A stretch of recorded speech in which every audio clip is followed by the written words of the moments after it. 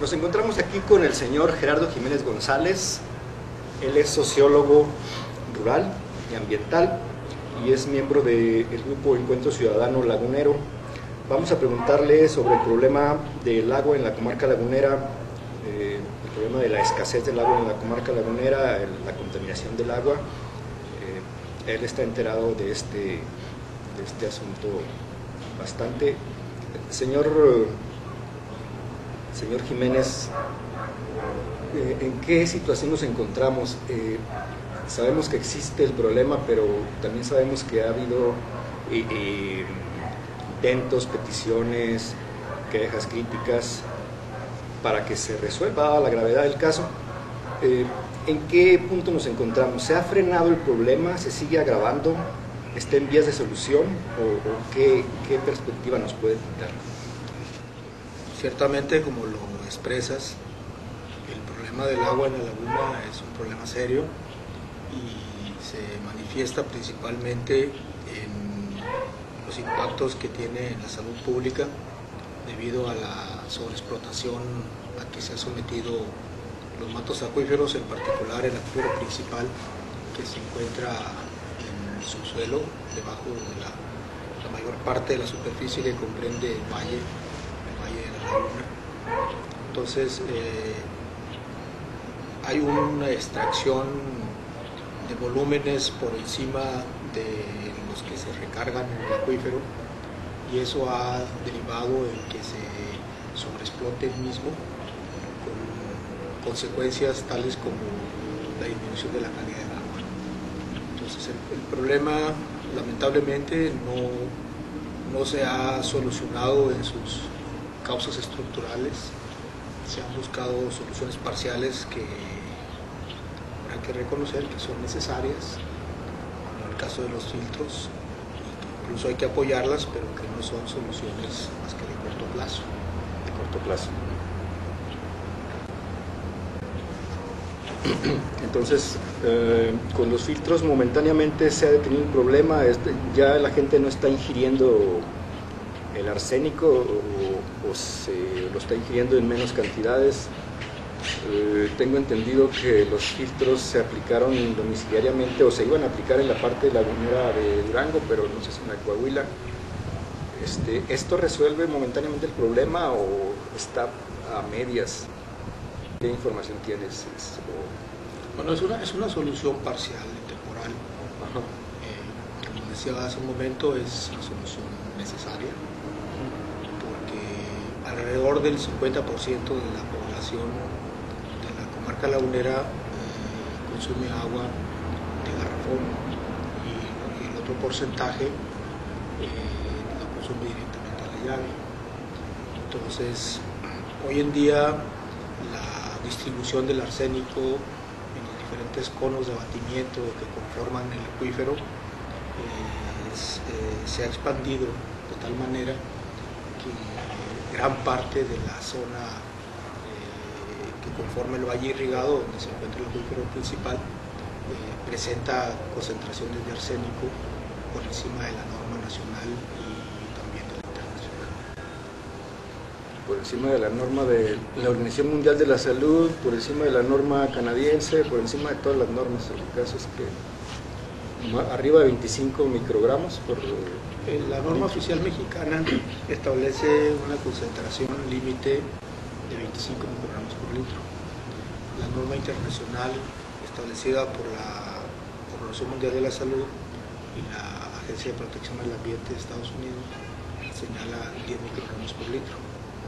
Una gran cantidad de los pozos que se han perforado y de los cuales se extrae el agua del acuífero principal en la comarca lagunera se encuentra por encima de ambas normas, sobre todo de la internacional. Sobre todo la internacional, sí, pues. Entonces eso lo que provoca es que un segmento importante de la población, sobre todo de la población que se ubica en las ciudades y comunidades rurales periféricas a la zona metropolitana, se vea afectada porque es donde se han medido las concentraciones más altas. En el caso de los filtros, estos se han aplicado tú mencionabas como filtros domiciliarios en la Laguna Durango, en una cantidad importante de viviendas, y en el caso de Coahuila se aplicaron filtros por pozo. Entonces eso les ha permitido a la población que accede a esos volúmenes disponer de agua sin arsénico. Entonces sí son efectivos los filtros. Sí. En niveles aceptables cuando menos. Sí, bueno, la información que tenemos es que capturan el arsénico y lo dejan en concentraciones menores a la norma internacional. Okay. No toda la población ha tenido acceso a este tipo de tecnologías. Particularmente estamos hablando de municipios como Nexca, Matamoros, San Pedro, Francisco y Madero, y una parte de la población de los municipios de la Laguna Durango. Son los que tienen ese beneficio. No, son los que están fuera. Son los que están fuera. Sí, los filtros que se instalaron en los pozos de Torreón son para la zona urbana. Y los filtros que se instalaron en el nivel domiciliario en la Laguna Durango son para los espacios rurales y urbanos. La parte de Torreón, la parte urbana de Torreón es la que está protegida por esos filtros. Es la que se ha visto beneficiada por los filtros. Oye, mencionabas ahorita que un porcentaje de la población toma agua de garrafón, y los garrafones sí están, sí cumplen con los estándares. Suponemos que la mayor parte de ellos sí. Suponemos que debe haber supervisión de las autoridades.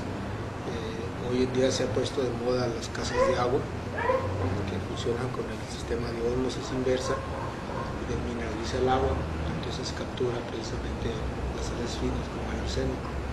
Entonces esa agua suponemos que está dentro de la norma oficial, incluso la norma internacional. Bien. Pero hay cerca de la mitad de la población de la comarca lagunera, o sea, estamos hablando de alrededor de 750,000 personas que se encuentran en condición de riesgo, es decir, que no tienen posibilidades por cuestiones económicas, por ubicación geográfica, de acceder al agua de garrafón, entonces siguen consumiendo agua de la llave.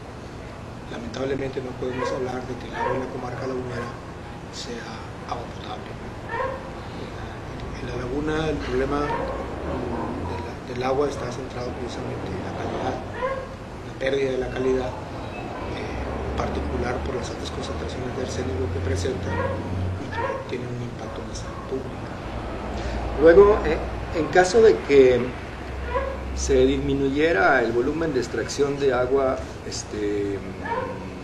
digamos los mantos, para permitir que los mantos se recargaran y no quedaran tan profundos, ¿esto resuelve el asunto del arsénico o ya va a seguir saliendo con esos grados de contaminación? No sé si sea una pregunta que alcance. Bueno, los expertos en hidrología señalan que precisamente la sobreexplotación, o sea, una extracción por encima del volumen de recarga, lo que ha provocado es el abatimiento de los conos donde fluye el agua subterránea. Y ese abatimiento ha aumentado las concentraciones de sales en el agua, entonces entre ellas las sales arsenicales. Entonces la solución de fondo, la solución definitiva está en permitir la recarga del acuífero, o sea, en disminuir la extracción, de los volúmenes excedidos. En la laguna se estima que se extraen 2 a 1, una relación de 2 a 1, los volúmenes con respecto a la recarga, pero además se extraen 2 partes y se recarga una. O sea, se habla de alrededor de 518 millones de metros cúbicos los que se recargan y alrededor de 1080 los que se extraen, pero además hay un problema de sobreconcesionamiento del agua, o sea, hay cerca de 700 millones de metros cúbicos sobreconcesionados, entonces hay un volumen de agua que circula y que sostiene una gran cantidad de actividades económicas en la región de mercado negro. O sea, es un volumen que está extraído, tanto estamos hablando de un volumen sobreconcesionado como un volumen extraído por encima de lo que se recarga. Entonces la solución definitiva está en permitir la recarga del acuífero. El acuífero entró en un desbalance, Sí. un balance hidráulico en 1946. Cuando se construye la presa Lázaro Cárdenas, o cuando inicia su operación en ese año, según datos de la entonces Secretaría de Agricultura y Recursos Hidráulicos, se estimó que se dejó de recargar 440 millones de metros cúbicos. Entonces, por la cortina que impidió el flujo subterráneo del río que fluye por debajo y que es la principal fuente de recarga del acuífero principal. Entonces, ese desbalance no se ha corregido y por eso tenemos esa situación. Claro, lo que señalabas en tu planteamiento anterior, hay un exceso de pozos trabajando sobre concesionados o que de alguna manera están extrayendo más. La verdad no tenemos la certeza de dónde está la información, de qué información es la que podemos aceptar como verídica, ¿no? Exacta. Sí, porque se habla de que bueno, si tienes esos datos que son oficiales, que son estimaciones además, pues bueno, son las estimaciones que se han manejado como oficiales. Entonces, si tienes esa información, entonces lo que tienes que hacer es ver dónde están esos volúmenes sobreextraídos o sobreconcesionados. ¿Sí? Entonces pueden estar en una extracción por encima de lo concesionado. O sea, los pozos en la comarca lagunera se concesionan con un volumen promedio de 300,000 metros cúbicos. Están obteniendo más agua de la que les... Entonces, como no hay medición, que es uno de los problemas serios, o sea, no hay una medición, no sabes exactamente cuánto se extrae. Entonces, obviamente, si los datos oficiales te dicen que extrae 2 a 1 sobre lo que se recarga, lo que tienes que hacer en primer lugar es medir. Pero hay una oposición seria a que se aplique la medición. O sea, la medición que tiene que aplicarse y que es la que puede ser más confiable y además debe hacerse pública porque el agua es un bien común, es la medición telemétrica. Es decir, tú estás extrayendo un volumen de agua y ese volumen se registra en el satélite y debe hacerse pública.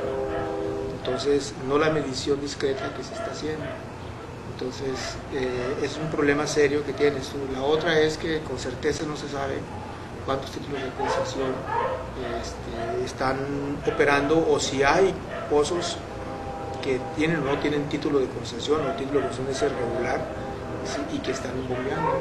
Pero se puede tener certeza, existe, digamos, las técnicas para tener la certeza de qué volumen es el que tendría que dejar de extraerse para que esto se estabilizara, ¿no? Sí se requieren todavía algunos estudios complementarios.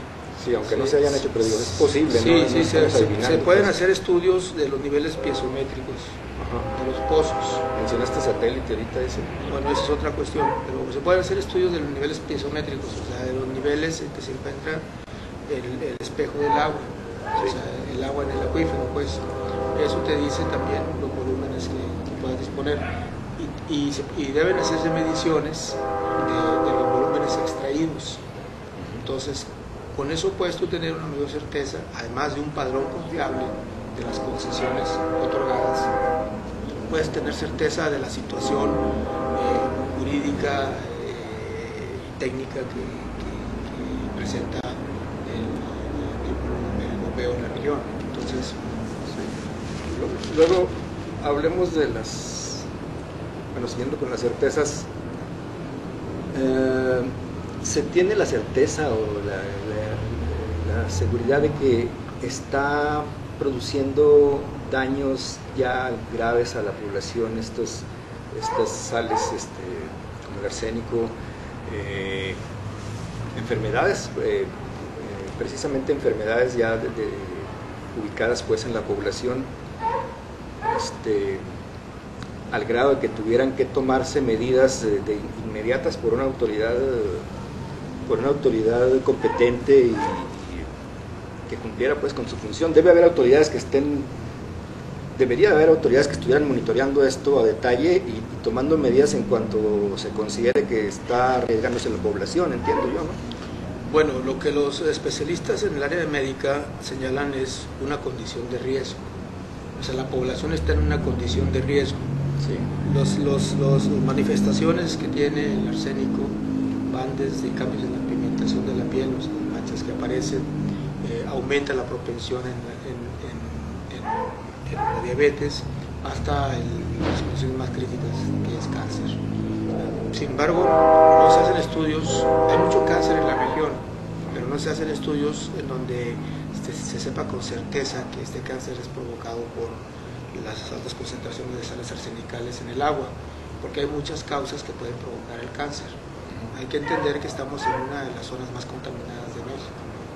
Entonces hay muchos factores de contaminación, son muchos factores que pueden aumentar el riesgo, pero sí se tiene la certeza de que el arsénico tiene un impacto en la salud. Ya hay estudios que lo han documentado por investigaciones que han realizado los médicos, toxicólogos en particular. Entonces eso nos hace pensar pues que la condición de riesgo tiene que resolverse. Entonces, porque es una población que se encuentra vulnerable. Claro. Bueno, pues le dimos una entrada a este asunto aquí con el sociólogo Gerardo Jiménez. Gracias, licenciado. Si quiere agregar algo más o Bueno, yo creo que el problema del agua en la región es un problema complejo. Ajá. Es un problema complejo que tiene que analizarse con una visión de cuenca. O sea, el agua que nosotros disponemos aquí, que sale de nuestras llaves, que bombeamos de los pozos, que vamos a fluir por los canales, o que extraemos de las llaves, es un agua que nosotros no producimos. Es un agua que se produce en la parte alta de la cuenca. Entonces, tiene que articularse toda esta problemática para poder entenderla y buscarle soluciones. Entonces, es una cuestión que tenemos que considerar. Otra cuestión es que el problema del agua no es un problema técnico, es un problema social. O sea, claro que tiene soluciones técnicas. Por ejemplo, la instalación de los filtros es una solución técnica. Sí. El suministro de agua de uso doméstico, urbano doméstico. Pero también, bueno, lo otro es la tecnificación del riego. Pero en realidad el problema tenemos que ubicarlo como un problema que surge, digamos, del arreglo social o de las condiciones en las cuales se maneja el agua. Yo digo que es un problema de distribución social, porque hablar de escasez de agua en la comarca lagunera es una falacia. O sea, si tú consideras el norte de México, nosotros formamos parte de una ecorregión que se llama Desierto Chihuahuense, y en esta ecorregión obviamente la disponibilidad de agua es limitada. Entonces hay dos regiones en particular, que son la Laguna y el Valle de Delicias, que tienen mayor disponibilidad de agua por unidad de superficie que cualquier otra parte del norte de México, al menos dentro de las zonas áridas semiáridas. Entonces tenemos más agua que otras gentes. Entonces, y tenemos agua suficiente como para que ninguna persona sea excluida de su derecho al agua, el derecho humano al agua. Entonces, el problema es que el agua se ha distribuido socialmente por condiciones históricas, sociales, políticas y económicas. Se ha distribuido para usos que priorizan actividades económicas y no propiamente las necesidades de la población. Entonces, el problema tiene que modificarse cambiando el arreglo social. Yo sé ahorita que responde a condiciones, la situación del agua responde a condiciones históricos, sociales, económicas y políticas. Nosotros tenemos dos fuentes de agua fundamentales en la laguna. Una es el agua superficial que se embalsa en las dos presas grandes. Bueno, también hay las presas del río Guanabal, es una sola cuenca, pero digamos la proporción de agua del río Nazas es 10:1 con respecto al agua naval. Entonces, ese volumen de agua que históricamente más o menos te da 1.200 millones de metros cúbicos está 100% concesionado a la agricultura. Por otro lado tienes tú el agua del acuífero. Entonces el acuífero está concesionado alrededor de un 84% a actividades agropecuarias y las actividades industriales son un porcentaje de 5 o 6%.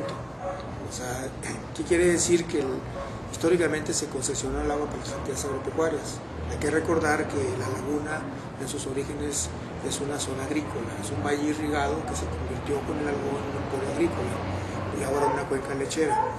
Entonces, lo que tienes que plantearte tú es cómo resuelves este problema, cómo redistribuyes el agua en la región, de tal manera que primero que nada, como lo establece la Constitución y la Ley de Aguas, le des prioridad al suministro de agua para uso doméstico, para la población, pues como lo establece la nueva cultura del agua y cómo lo establece el derecho humano al agua. Y después ajustes a los demás sectores. No es un ajuste muy serio el que tienes que hacer, pero sí tienes que obligar a algunos sectores, convencerlos de que tienen que permitir esta posibilidad, ¿no? Bueno, pues ahora sí concluimos con esta entrevista con el licenciado Gerardo Jiménez. Gracias, licenciado. Gracias a ti.